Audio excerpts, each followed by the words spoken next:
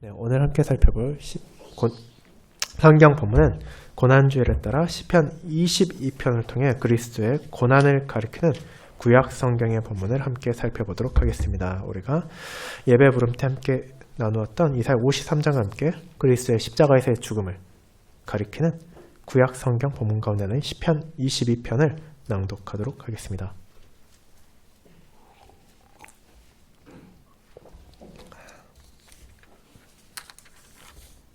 하나님의 말씀 낭독하겠습니다. 시편 22편 다윗의 시 인도자를 따라 아엘렛 샤알에 맞춘 노래. 내 하나님이여 내 하나님이여 어찌 나를 버리셨나이까. 어찌 나를 멀리하여 돕지 아니하시오며 내 신음소리를 듣지 아니하시나이까. 내 하나님이여 내가 낮에도 부르짖고 밤에도 잠잠하지 아니하오나 응답하지 아니하시나이다. 이스라엘의 찬송 중에 계시는 주여 주는 거룩하시니이다. 우리 조상들이 주께 의뢰하고 의뢰하였으므로 그들을 건지셨나이다. 그들이 주께 부르짖어 구원을 얻고 주께 의뢰하여 수치를 당하지 아니하였나이다. 나는 벌레요 사람이 아니라 사람의 비방거리와 백성의 조롱거리니이다. 나를 본 자는 다 나를 비웃으며 입술을 비죽거리고 머리를 흔들며 말하되 그가 여호와께 의탁하니 구원하실걸. 그를 기뻐하시니 건지실걸 하나이다. 오직 주께서 나를 모태에서 나오게 하시고 내 어머니의 젖을 먹을 때 의지하게 하셨나이다. 내가 날 때부터 주께 맡긴 바 되었고 모태에서 나올 때부터 주는 나의 하나님이 되셨나이다. 나를 멀리하지 마옵소서. 환난이 가까우나 도울 자 없나이다. 많은 황소가 나를 에워싸며 바산의 힘센 소들이 나를 둘러쌌으며 내게 그 입을 벌림이 찢으며 부르짖는 사자 같으니이다. 나는 물같이 쏟아졌으며 내 모든 뼈는 어그러졌으며 내 마음은 밀랍 같아서 내 속에서 녹았으며 내 힘이 말라 질그릇 조각 같고 내 혀가 입천장에 붙었나이다. 주께서 또 나를 죽음의 진토 속에 두셨나이다.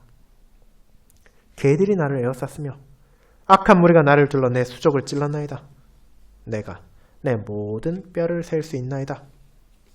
그들이 나를 주목하여 보고 내 겉옷을 나누며 속옷을 제비 뽑나이다.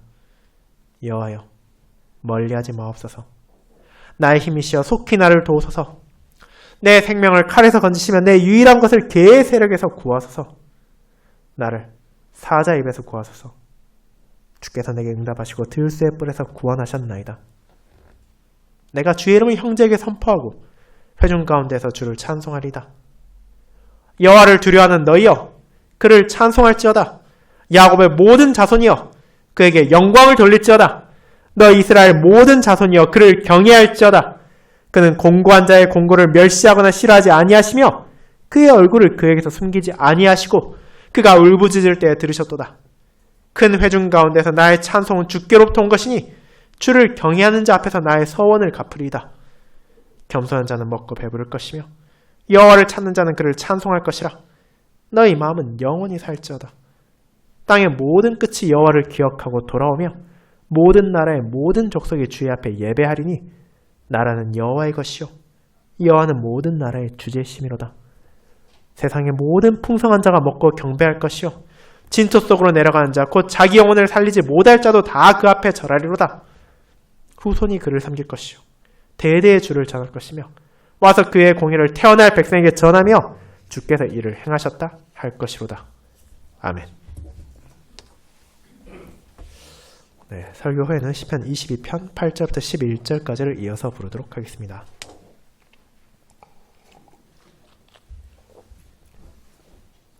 사랑하는 주 예수 그리스도 안에 있는 형제 자매님들, 지금 이 순간 저와 여러분을 포함하여 전 세계 많은 교회에서는 주님의 고난을 기념하는 예배를 각자의 방식대로 드리고 있을 것입니다. 그와 같은 시간을 통하여 성도들은 우리의 주님께서 어째서 그와 같은 끔찍한 고난을 받으셔야 하는지를 기억하고 그 고난이 바로 나를 위한 것이었음을 마음에 새김으로 하나님의 거룩하신 공의와 한없는 자비 앞에 자신을 겸손히 낮추게 됩니다. 그리고 그와 같은 예수님의 메시아적 고통을 분명하고 처절하게 묘사하는 본문 가운데 하나가 오늘 우리가 살핀 시편 22편이기도 합니다.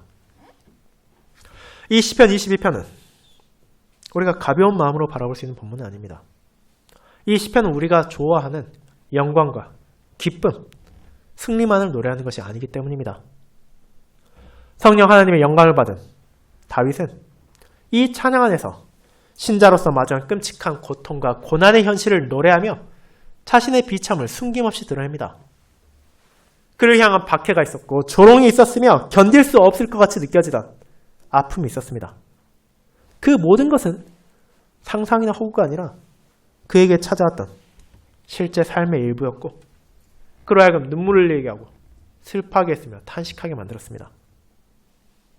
하지만 동시에 그것만이 이 시편의 전부가 아닙니다.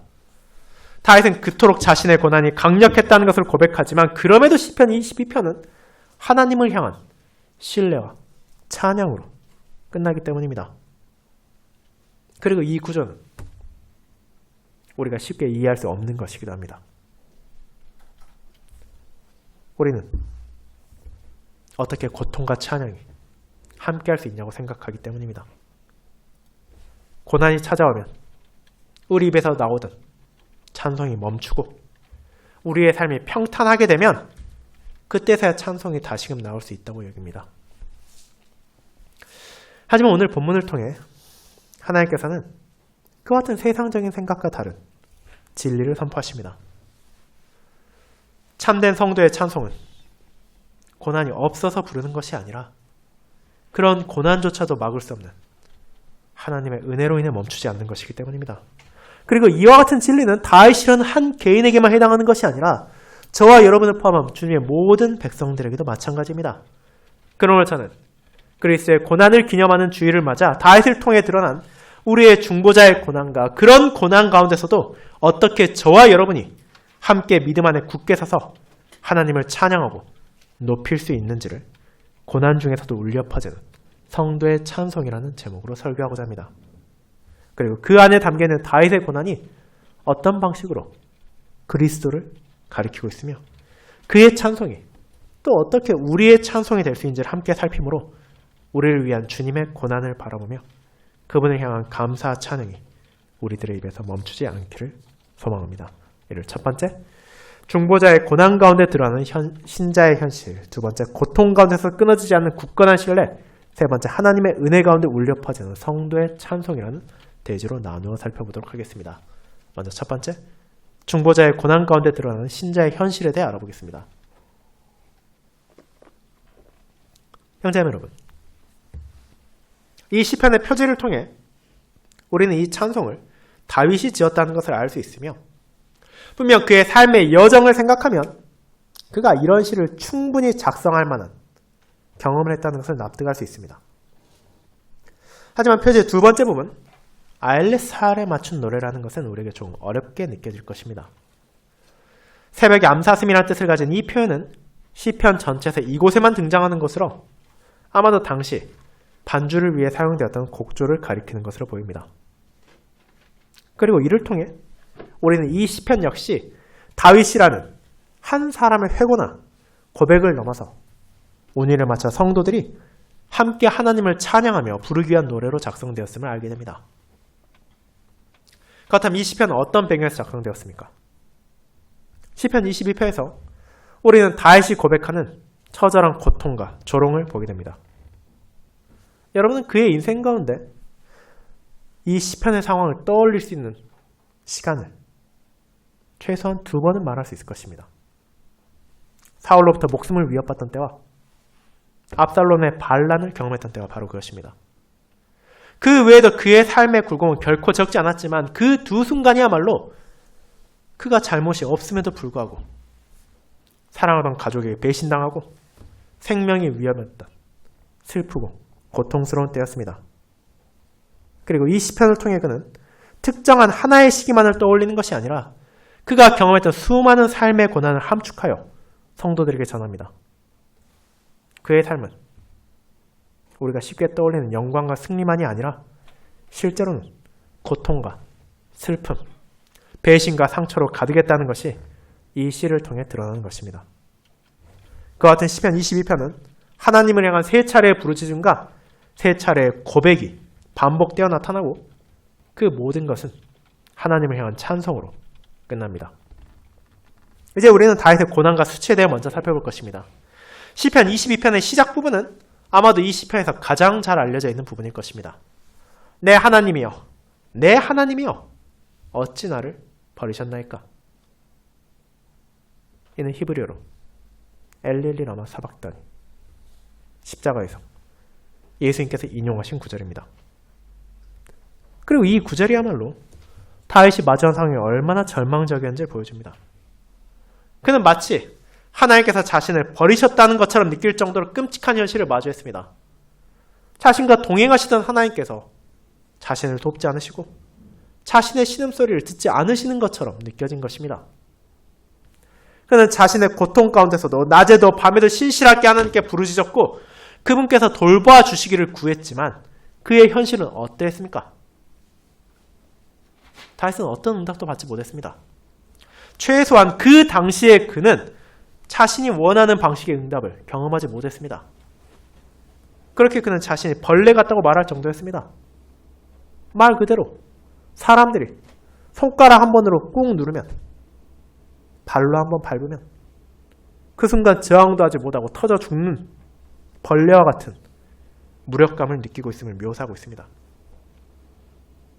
자신이 그런 벌레처럼 느껴지고 그런 자신을 사람들이 조롱하고 비방하는 것이 얼마나 고통스럽겠습니까? 심지어 그들이 어떻게까지 다윗을 모욕합니까? 내가 그렇게 하나님을 의지하고 사랑하니 하나님께서 너를 구원하지 않으시겠느냐? 내가 그토록 믿는다는 하나님은 도대체 뭘 하고 있느냐? 이런 식으로 조롱하는 것입니다. 그것은 단순히 다윗이란 한 개인을 향한 비방이 아니라 언약 백성의 신앙을 멸시하는 것이며 그들의 하나님을 모욕하는 것입니다. 그런데 여기서 우리는 무엇을 기억해야 합니까? 이 말을 하고 있는 자들이 사실은 이방의 불신자들이 아니라는 것입니다. 실제 다윗의 삶 가운데 그를 가장 고통스럽게 하고 그를 가장 모멸시했던 이들은 사울과 압살롬과 같은 그의 가족이었으며 함께 언약 백성된 자들이었습니다. 그의 다른 시인 시편 41편에서 고백하듯 내가 신뢰하여 내 떡을 나눠 먹던 나의 가까운 친구도 나를 대적한 것입니다. 다윗은 자신과 함께 하나님을 찬양하고 함께 하나님을 예배했던 이들이 자신을 등지고 떠나가며 비난할 뿐 아니라 하나님의 이름까지도 더럽히는 처참한 현실 가운데 슬퍼할 수밖에 없었습니다. 이제 그와 같은 상황에서 다윗이 무엇을 느꼈는지를 11절에서 18절은 노래합니다. 그는 환난 가운데 고독함을 느꼈습니다. 아무도 자신을 돕지 못하는데 바산의 힘센 황소들이 자신을 포위하는 것처럼 느꼈고 마치 사자가 눈앞에서 자신을 향해 울부짖는 것처럼 위협을 마주해야 했습니다. 그는 마치 자기 자신이 쏟아지는 물과 같이 흘러내려버리고 뼈가 꺾인 듯한 고통을 느꼈으며 마음이 힘없이 녹아내리는 좌절을 경험했습니다. 말라붙어서 툭 치면 깨질 것 같은 질그릇처럼 무력했고 그의 혀도 어떤 말을 할 수 없을 정도로 멈춰버렸습니다. 다윗은 그 모든 상황에 대해 자신이 죽음의 진토 가운데 놓여진 것 같다고 묘사할 정도였습니다. 원수들이 자신을 무릇뜯기 위해 기다린 개와 같이 에워싸고 있었으며 악한 무리가 그를 둘러 손과 발을 찌르고 있습니다. 심지어 16절의 표현의 히브리어 원문은 사자처럼 내 손과 발을 찌른다는 것이기에 다윗은 자신의 적들로 인해 육체적으로도 정신적으로도 만신창이가 되었다는 것을 보여주고 있습니다. 그는 자신의 뼈가 몇 개나인지 셀 수 있을 정도로 빈약해져 있었고 적들이 자신의 옷을 빼앗아가고 속옷을 제비뽑는 수치 가운데서 저항할 수도 없었다고 생각했습니다. 그리고 그 모든 고통 가운데 다윗을 가장 힘들게 했던 것은 무엇입니까? 하나님께서 나를 버리신 것이 아니냐는 불안감이었습니다. 그는 신실한 언약 백성을 하나님이 어떤 분이신지를 잘 알고 있었으며 그의 삶 가운데 그분의 돌보심을 계속하여 경험했습니다. 하지만 그의 고난의 때, 그의 역경의 시간 동안 일시적이나마 다윗은 흔들렸습니다. 하나님께서 정말로 나를 버리신 것이 아닌지 하고 우려를 표할 수밖에 없었습니다. 만약 진실로 그분께서 자신을 버리셨다면 어떤 소망도 남아있을 수 없기에 다윗은 지금 자신이 당하는 수치와 고난을 넘어 하나님의 손길과 돌보심이 자신과 함께하지 않는 것을 염려하고 슬퍼했습니다. 그것이야말로 다윗에게 있어 그 무엇보다 두려운 상황이었고 괴로운 현실이었습니다. 그와 같은 다윗의 고통은 실제로 가볍지 않았습니다. 그의 삶의 여정 가운데 그는 죽음의 위협을 수차례나 겪어야 했으며 사랑하는 사람들로부터 배신당하기도 했고 온갖 수모와 조롱을 경험하기도 했으며 하나님께서 자신을 버리신 것 같은 순간을 지나야만 했습니다. 그러면 우리 중 누구도 그의 고난을 별것도 아니라고 말할 수 없을 것입니다. 하지만 동시에 지금 시편 22편을 노래하는 순간 다윗은 그 모든 시간을 지나왔다는 것도 사실입니다. 우리는 그가 수많은 굴곡의 시간을 보냈지만 결국 주님의 응답을 받고 그분의 돌보심에서 벗어나지 않았다는 것을 알고 있습니다. 하지만 이 시편의 궁극적인 성취는 다윗이 아니라 당대의 중보자로서 그가 가리키던 온전한 중보자인 예수 그리스도 안에서 이루어집니다. 우리는 이 시편의 모든 것이 문자적으로 이루어지진 않았다는 것을 알고 있습니다. 다윗은 분명 수모와 고난을 겪었지만 이 찬송 안에 나타난 것들 중 상당 부분은 그와 같이 힘들고 괴로웠다는 비유였을 뿐 실제 그가 이를 경험하진 않았습니다. 그러나 성령 하나님께서는 그런 다윗을 영감하셔서 그가 자신의 경험을 통해 오실 메시아가 겪으실 수모와 고통을 가리키게 하셨습니다.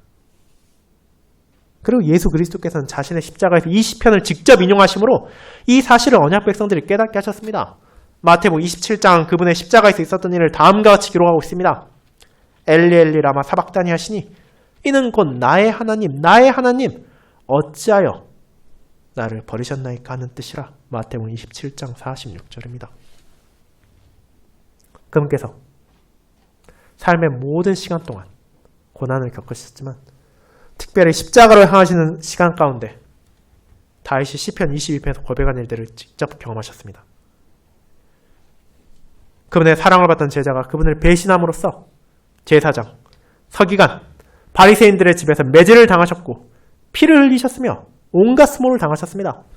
로마의 군병들은 그분의 십자가에 매달며 유대인의 왕 예수라는 그분의 정체성을 죄패로 붙였고 지나가던 자들은 머리를 흔들면서 내가 만일 하나님의 아들이어든 자기를 구원하고 십자가에서 내려오라고 모욕했고 대제사장들과 서기관들 장로들은 그가 남은 구원하였을 때 자기를 구원할 수 없도다.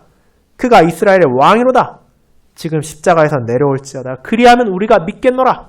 그가 하나님을 신뢰하니 하나님이 원하시면 이제 그를 구원하실지라고 그들 자신도 모르는 사이에 이 시편 22편의 말씀들을 인용하여 그분을 조롱했습니다. 군인들이 그분의 겉옷을 나누고 속옷을 제비 뽑아 가져갔으며 그분은 힘이 말랐고 입이 달라붙었으며 원수들이 그분을 에워싼 상황에서 못에 의해 찔리고 피를 흘리며 죽음의 진토 가운데로 나아가게 되셨습니다. 그리고 그 같은 십자가에서 무엇보다 그분을 고통스럽게 했던 것은 하늘 아버지로부터 버림받으셨기 때문입니다. 죄에 대한 하나님의 공의로운 진노는 독생자를 십자가에서 건지지 않으시고 철저하게 벌하심으로 그 무거움을 드러내었습니다. 어떤 사람도 감히 감당할 수 없고 상상조차 할 수 없는 진노의 잔을 예수님께서 받아들이심으로 고난받으실 것을 성령께서는 다윗을 통해 구약시대 언약 백성도 깨닫게 하신 것입니다. 그들의 왕이자 장군으로 외적으로부터 이스라엘을 지키고 평안을 주었던 다윗의 고통을 통해 오실 구원자가 자기 백성을 위해 얼마나 큰 고통과 아픔과 수모를 감내하실 것인지를 보여주신 것입니다. 사랑하는 형제자매 여러분, 그렇게 우리는 그리스도의 고난을 기념하는 주일을 맞아 그분의 수모를 가리키는 시편 22편을 함께 보게 됩니다. 그분의 모든 고통과 슬픔이 그분의 잘못으로 인해서가 아니라 어떤 죄도 없으셨음에도 불구하고 바로 나의 죄와 나의 비참으로 인한 것임을 바라보게 되는 것입니다. 그리고 우리는 이 시편에서 그리스도만이 아니라 나 자신도 바라보게 됩니다. 많은 사람들은 하나님을 믿고 신뢰하면 이 땅에서 고통과 수치를 당할 일이 없어야 한다고 생각합니다. 하지만 다윗이 그러했고 수많은 믿음의 선조들의 삶을 바라볼 때 우리는 그런 생각이 잘못되었다는 것을 깨닫게 됩니다. 저와 여러분에게도 고통과 슬픔이 찾아옵니다. 내가 특별한 잘못을 하지 않았다 하더라도 주님을 여전히 신뢰하고 그분을 부를 때라 하더라도 어려움이 찾아올 수 있으며 사실 그리스도를 믿는 이들에게 그 고난이 찾아올 수밖에 없습니다. 그 이유는 세상이 그런 우리의 주님을 거부하기 때문입니다. 우리는 자신의 어리석음, 자신의 부족함으로 인해 어려움을 자처할 때도 있지만 주님을 신뢰하는 자로 살아가기에 고통을 겪기도 합니다. 그러면 성도에게 고난은 결코 놀랄 만한 일이 아니며 오히려 우리가 참된 중보자와 함께하고 있다는 것을 나타내는 증거이기도 합니다. 우리가 그리스도와 함께함으로 고통을 받는다면 하나님께서는 그런 역경을 통해 우리의 믿음을 연단하기도 하시며 우리의 믿음을 이 세상에 드러내기도 하십니다. 하지만 그런 시험은 우리를 꺾어내리기 위한 것이 아닙니다. 하나님께서는 다윗에게 그러하셨듯이 우리에게도 자비를 베풀으실 것이며 그분을 신뢰하는 자가 결코 버림받지 않을 것임을 그리스도의 십자가를 통해 확증해 주셨습니다. 나의 눈물과 나의 아픔이 실제라 하더라도 주님께서 나를 위해 그 모든 고통을 온전히 감당하셨고 그분께서 나를 위해 버림받으셨기에 내가 마주할 수 있는 어떤 상황에서도 하나님께서 붙잡아 주실 것이라는 확신을 가질 수 있기 때문입니다. 이제 그와 같은 성도의 신뢰를 이어지는 대지에서 살펴보도록 하겠습니다. 그것이 두 번째, 고통 가운데서도 끊어지지 않는 굳건한 신뢰입니다. 성도 여러분, 그렇게 시편 22편은 세 차례에 걸쳐 다윗의 고통과 아픔을 노래합니다. 분명 그것은 다윗이라는 한 개인에 있어 쓰라린 순간이었고 그런 고통이 가리키고 있는 메시아, 그리스도의 고난을 바라보게 된 다른 모든 성도들에게도 무거운 시간일 것입니다. 하지만 그와 같은 괴로움만이 시편 22편의 전체가 아닙니다. 이는 분명 이 시편 22편에 있어 필요한 부분이지만 그 자체가 찬송의 목적이 아니라 그를 통해 무엇이 나타나는지로 우리를 인도하기 때문입니다. 그것은 바로 하나님을 향해 나타나는 흔들리지 않는 신뢰입니다. 1절과 2절에 하나님께서 나를 버리시는 것이 아닌지를 걱정하던 다윗은 3절부터 무엇을 노래합니까? 그럼에도 하나님께서 거룩하시다는 것을 높이고 그분께서 우리의 조상들을 건지셨다는 것을 떠올립니다. 그들 역시 환난을 마주할 때가 있었고 고난을 경험할 때가 있었지만 그런 이들을 잊지 않으셨던 하나님께서 자신 역시도 영영 버리지 않으실 것이라는 그분의 언약적인 신실하심을 그는 붙잡습니다. 그리고 그와 같은 신뢰는 조롱과 모욕을 마주할 때도 끊어지지 않았습니다. 주변 사람들이 자신을 비웃고 심지어 하나님을 비난할 때에도 그는 하나님과 자신의 관계를 떠올립니다. 그분께서 자신을 태어나게 하셨을 뿐 아니라 언약의 관계 안에 속하게 하셨습니다. 자신이 하나님을 택한 것이 아니라 하나님께서 자신이 어떤 말도 할 수 없던 어린 시절에도 이미 자신의 하나님이 되셨다는 고백을 하는 것입니다. 마지막으로 그의 신뢰는 19절부터 이어지는 간구와 기도에서 선포됩니다. 그를 향한 공격이 그저 조롱과 비난이란 언어에서 끝나지 않고 실제 그의 몸과 마음을 무너뜨리고 있는 순간에도 그는 어디를 바라봅니까? 그의 눈과 그의 마음은 하나님께로 향합니다. 상황이 나쁘고 현실이 끔찍하니 다른 살 길을 찾아 떠나는 것이 아니라 그런 고통 가운데 있기에 더더욱 하나님을 의지하고 신뢰합니다. 그 이유가 무엇입니까? 자신을 이 사자의 입과 같은 상황에서 구원하실 분이 하나님밖에 존재하지 않으신다는 것을 너무나 잘 알고 있었기 때문입니다. 그는 이 진리를 하나님의 말씀 가운데 깨닫게 되었고 자신의 삶을 통해 경험하게 되었습니다. 하나님과 동행하던 자신의 삶의 여정 가운데서 그분의 손길을 느꼈고 그분께서 자신을 세상의 어둠 가운데 버려두지 않으시고 생명으로 인도하셨다는 것을 잊지 않았습니다. 그러면 다윗은 자신을 원수의 칼에서 건지실 분이 들기의 무리와 같이 몰려드는 적들에게서 구하실 분이 하나님 뿐이시며 그분이 그렇게 하실 것이라는 사실을 믿어 의심하지 않았습니다. 다윗을 에워싸고 있는 현실과 상황은 너에게 이제 아무 소망도 없다고 이제 포기하라고 외치고 있지만 그는 여전히 하나님을 신뢰할 수 있었습니다. 하나님의 은혜로 그는 참된 구원이 오직 하나님의 손길을 통해서만 주어진다는 것을 깨닫고 있었기 때문입니다.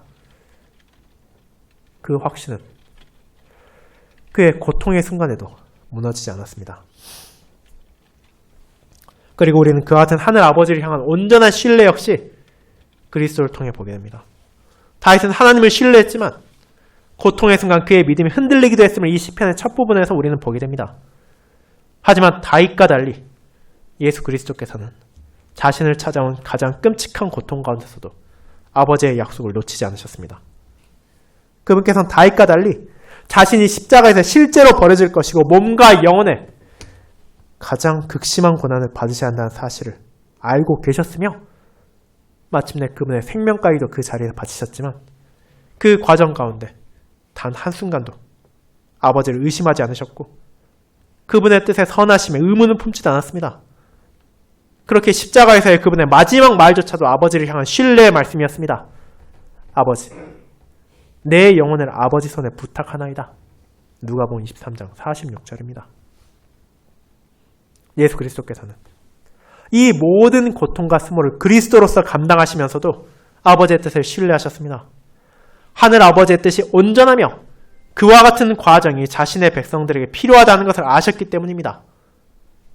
그렇게 주님께서는 자신이 버림받으심으로 그들이 버림받지 않을 수 있도록 하늘 아버지의 진노의 잔을 받아들이시고 그 모든 순간에서 점도 흠도 없는 온전한 순종을 보이심으로 그것을 자신의 백성들에게 베푸르셨습니다.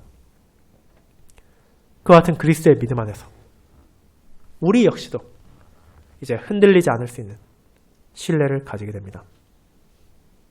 그분 안에서 우리가 하늘 아버지의 자녀가 되었기에 그분께서 내게 주신 모든 것을 기꺼이 받아들이고 고통을 인내하며 역경까지도 선하게 인도될 것을 의심하지 않고 오직 하늘 아버지께 우리의 영혼을 부탁할 수 있습니다. 사랑하는 성도 여러분, 그렇게 다윗의 이와 같은 고백은 우리에게 위로가 됩니다. 우리 역시 이 땅에 살아가는 동안 다양한 어려움을 겪게 됩니다. 때로는 예측할 수 있던 고통이 우리를 힘들게 만들기도 하고 때로는 내 마음을 갈기갈기 찢어버리는 것 같은 아픔을 겪을 때도 있습니다. 우리 개인의 삶에 육체적으로, 정신적으로 힘든 때가 찾아오기도 하고 우리의 공동체 안에 다양한 어려움이 찾아오기도 합니다. 하지만 그 모든 순간에도 우리는 여전히 하나님을 신뢰할 수 있으며 그분께 나아갈 수 있습니다. 이 진리를 다윗은 시편을 통해 노래하는 것입니다. 하나님을 향한 참된 신뢰는 내 삶이 평안할 때만 나오는 것이 아니라 그분의 말씀에서 전해진 진리를 붙잡고 그분의 사역을 바라봄으로써 사자의 입이 내 눈앞에 있고 들깨와 같은 원수들이 나를 에워싸고 물어뜯는 상황에서도 울려 퍼질 수 있는 믿음의 열매이기 때문입니다. 그리고 하나님께서는 십자가에서 자신의 아들을 저버리심으로 우리가 이 신뢰를 굳건히 붙잡을 수 있는 은혜를 베푸셨습니다.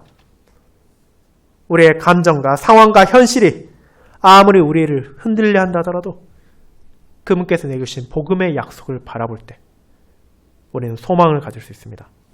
하늘 아버지께서 나를 모태에서부터 부르시고 그분의 교회에 속하게 하셨으며 그분의 말씀을 전해주심으로 진리를 깨닫게 하셨기 때문입니다. 그렇게 선포되는 복음을 통해 나의 주님께서 나를 위해 모든 고난을 감당하셨고 그분의 생명을 바치셨음을 알게 되기에 우리는 하늘 아버지의 선하심과 인자하심을 의심하지 않을 수 있습니다. 심지어 이 땅에서 찾아오는 고난이 나의 생명을 앗아간다 하더라도 그 또한 하늘 아버지께서 예비하신 영광의 자리로 나아가는 것임을 알기에 그리스도 안에서 우리는 좌절하지 않을 수 있습니다. 다윗과 함께 앞서간 믿음의 선조들과 함께 이 신뢰를 고백할 수 있습니다. 그리고 이와 같은 굳건한 신뢰 가운데 우리는 세상에 울려 퍼지는 찬양을 우리의 삶 가운데 드러내게 될 것입니다. 그리고 세 번째, 하나님의 은혜 가운데 울려 퍼지는 성도의 찬송입니다.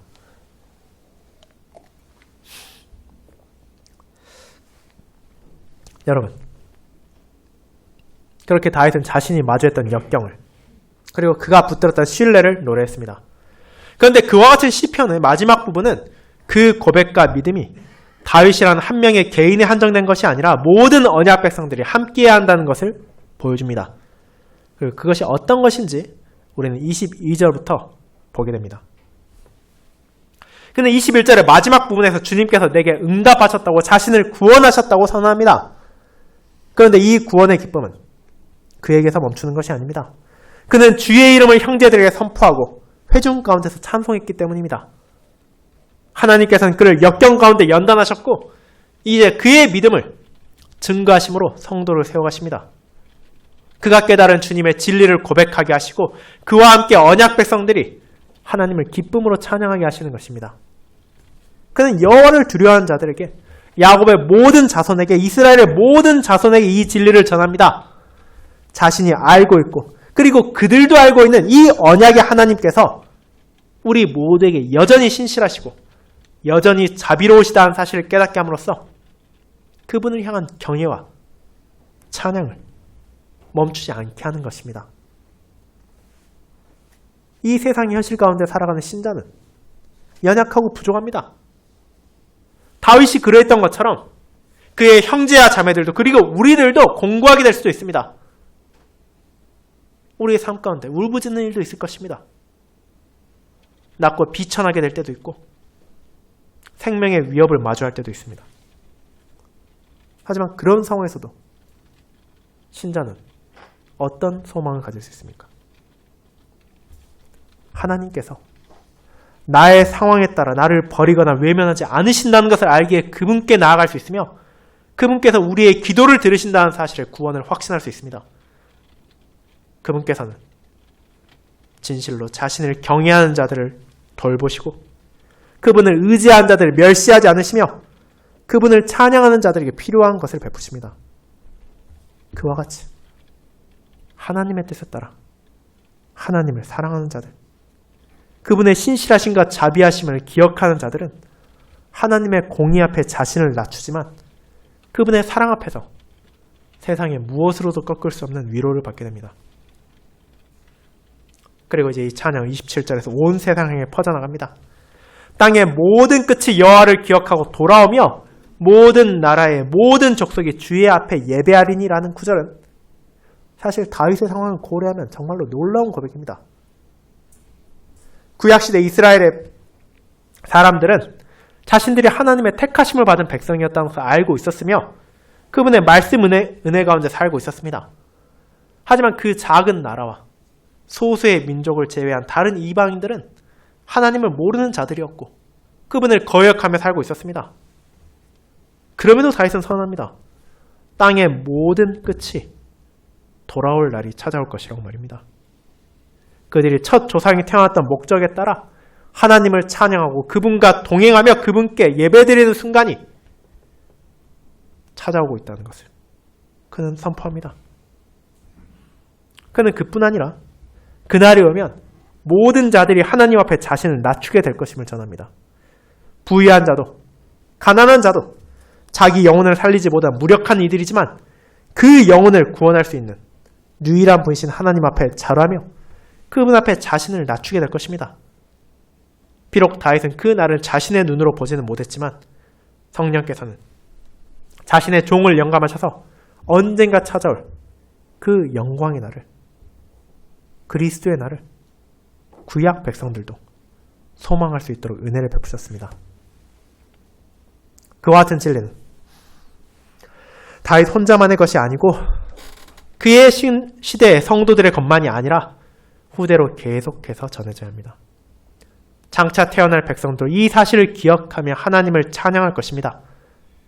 그리고 다윗은 그분의 신실하심과 사랑을 노래하는 것처럼만 보이는 이 시편의 마지막에 하나님의 공의를 전한다고 선언함으로써 그분의 공의와 사랑이 결코 분리될 수 없는 것이라는 사실까지도 성도들에게 전하며 주께서 이를 행하셨습니다 라고 고백하게 합니다. 그리고 우리는 이 모든 찬양이 그리스도 안에서 성취됨을 보게 됩니다.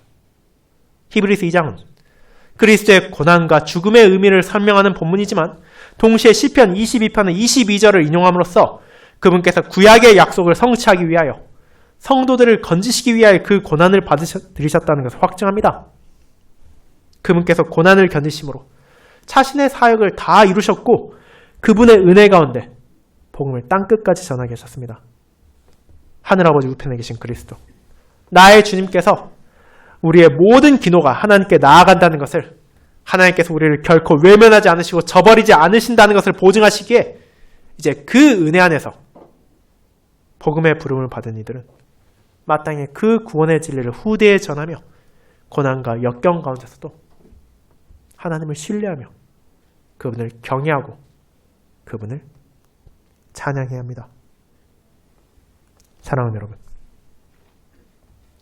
그렇게 한 개인의 고난을 말하는 것 같은 시편 22편은 온 세상의 찬양으로 끝나게 됩니다.